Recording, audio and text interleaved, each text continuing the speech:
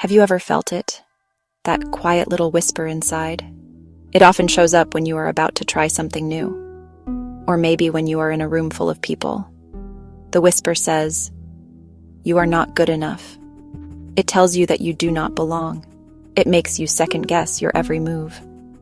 This feeling, this deep-seated doubt, is something we all know. It is a heavy blanket that can smother our joy and our courage. It makes us want to hide, to become smaller so no one will notice us. We yearn to feel strong. We dream of standing tall and feeling sure of ourselves. We want to silence that whisper for good. This journey we are about to take is about that exact thing. It is about finding the strength that is already inside you. It is about learning to turn down the volume on that inner critic. We will explore how to build a foundation of self-worth. It is not about becoming a different person. It is not about being perfect or fearless. It is about embracing who you are right now, in this moment. It is about having the courage to be imperfect. It starts with a simple choice, the choice to listen to a different voice. The path to confidence is not a sprint, it is a slow, steady walk. Insecurities are the stories we tell ourselves about our own shortcomings. They are the gaps we perceive between who we are and who we think we should be. Think of them as little nagging voices. They point out all the things we believe are wrong with us. Maybe it is the voice that says you are not smart enough in a meeting at work.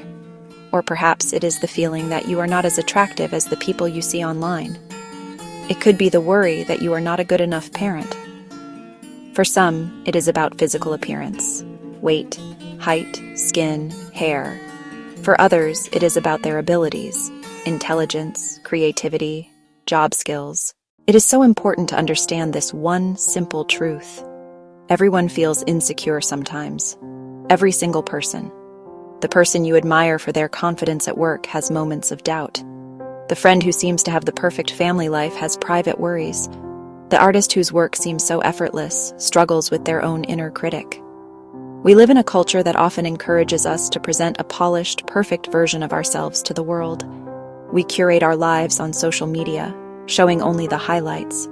Our ancestors needed to be aware of their standing within their tribe. Being cast out meant danger. That deep, primal need to belong is still with us today. When we feel insecure, it is often that ancient part of our brain flagging a social threat. So if we all have insecurities, what can we do? One of the most powerful tools we have is the boundary. What is a boundary? Simply put, a boundary is a line you draw for yourself. It is a limit that tells other people what is okay with you and what is not okay with you. It is not a wall to keep people out. It is more like a fence with a gate. Imagine your emotional energy is like a pool of water. Without boundaries, anyone can come and splash around, take what they want, and leave a mess. With boundaries, you are the lifeguard of your own pool. The first step to working with your insecurities is to get to know them. You have to be able to see them clearly. This requires a bit of detective work, paying attention to your feelings and reactions throughout the day. Knot in your stomach chest gets tight. Face feels hot, palms start to sweat. These physical cues are your body's way of communicating with you. Another powerful tool is to listen to your self-talk. Pay attention to the stories you tell yourself, especially the critical ones. I'm so stupid, I always mess things up, no one really likes me. Once you understand your insecurities, you can start building boundaries to protect yourself. The process begins with identifying your needs. What do you need to feel safe and respected? This can be about your time. The key is to be clear, kind, firm. Use I statements to express your needs. Practice makes progress. Say no to a second helping of dessert. Tell a telemarketer, "I'm not interested, thank you." Let a friend know you can only talk for a few minutes because you have another commitment. I remember working with a woman named Sarah. Sarah was a people pleaser. Her biggest insecurity was the fear of disappointing others. Her boss would give her work at 5 p.m. on a Friday, and she would always say yes. Another story is about a man named Mark. Mark's insecurity was about conflict. He hated it. His family had a habit of making critical jokes at his expense during family gatherings. She took a deep breath. She said, "I can absolutely get to this first thing on Monday morning." Her boss looked surprised for a moment and then just said, "Okay, Monday is fine." When you begin to consistently honor your insecurities by setting boundaries, something magical starts to happen. It is not just about stopping the things you do not want. It is about creating space for the things you do want. This creates a ripple effect that touches every part of your life. Every time you set a boundary, you send a powerful message to your own heart. The message is, I am worthy of protection. The message is, my needs matter. The message is, I am on my own side. As your self-trust grows, your relationships with others will transform. The people who respect your boundaries will draw closer. These relationships will become deeper and more authentic because they are based on mutual respect. The people who repeatedly disrespect your boundaries may begin to fade from your life. Narrator, VO. The journey to confidence, narrator, VO, is not about arriving at a destination. Narrator, VO, where insecurity no longer exists. Narrator, VO.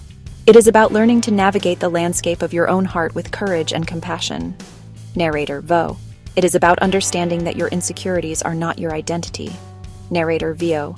They are simply signals, narrator, VO, asking you to pay attention. Narrator, VO. They are invitations to practice courage. Narrator, VO. The goal is not to be fearless. Narrator, VO.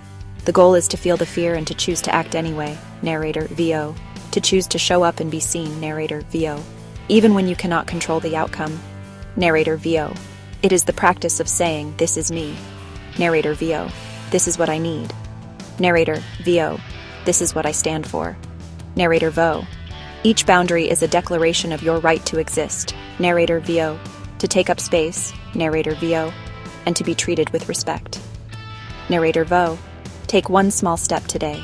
Narrator, VO. Notice one insecure thought without judgment. Narrator, VO. Set one tiny boundary. Narrator, VO. Say no to something that drains you. Narrator, VO. Say yes to something that fills you up. Narrator, VO. These small, consistent acts of courage are what change everything. Narrator, VO. They are how you build a life of confidence, not in 10 minutes, but one brave moment at a time. Narrator, VO. Remember to be kind to yourself through this process. Narrator, VO. You are unlearning years of conditioning and learning a new way of being. Narrator, VO. And to believe deep in your bones that you are and always have been enough.